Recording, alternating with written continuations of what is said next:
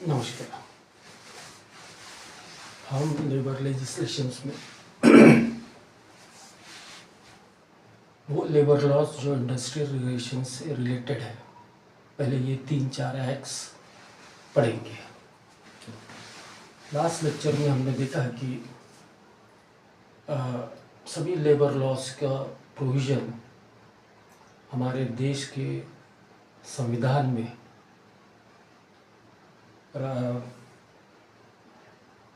राज्य के नीति निर्देशक सिद्धांत के आधार पर बने हुए हैं और इसका प्रावधान हमारे संविधान में सोशल जस्टिस या सामाजिक न्याय इस टाइटल के अंदर कवर किया गया है। अब इंडस्ट्रियल एम्प्लॉयमेंट में 3-4 जो इंडस्ट्रियल रिलेशंस लॉ है उसमें से industrial employment standing order act ही पहले क्यों लिया गया, इसके ऊपर इसके नेक्स्ट लेक्चर में हम प्रकाश डालेंगे। अब industrial employment standing order act, standing orders क्या होती है?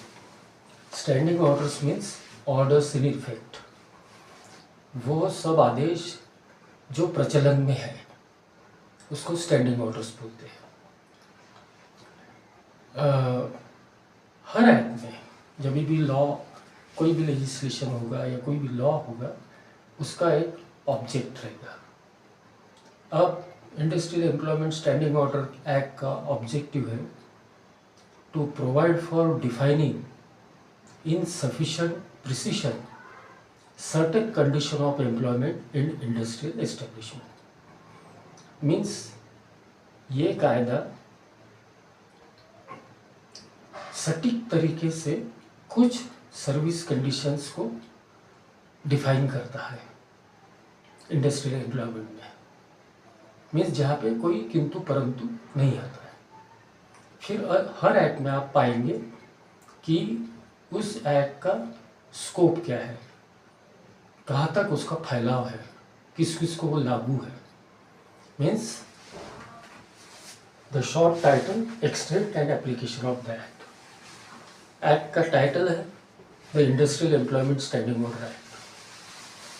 कहाँ तक फैलाव है इसका? तो पूरे भारतवर्ष में, पूरे भारतवर्ष में जितनी भी इंडस्ट्रीज है उसको स्टैंडिंग ऑर्डर एक्ट लगता है।